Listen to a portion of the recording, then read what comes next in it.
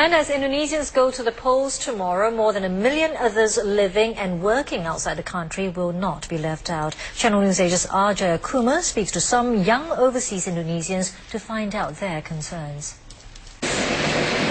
Arya Sandhiyudha will be among thousands of Indonesians casting their ballots at overseas embassies.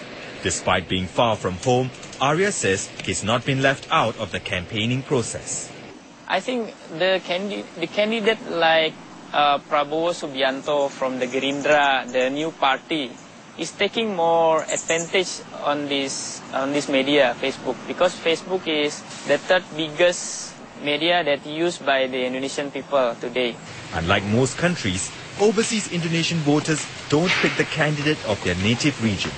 Instead, they'll all be voting for 2 districts in Jakarta.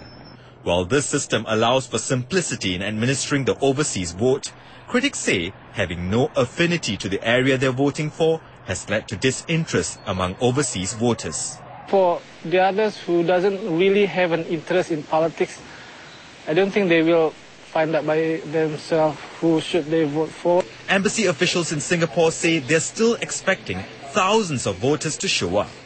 There are close to 100,000 registered Indonesian voters here in Singapore, and that's one of the largest groups of overseas voters in the world. So the Indonesian embassy here in Chatsworth Road has made special preparations to cope with the large numbers expected to turn out on election day. And for the first time, those unable to cast their votes in person have the option of doing it by post. Embassy officials say they expect around 50,000 Indonesians to turn up to vote in person. Arya Sandhiyudha, Channel News Asia, Singapore.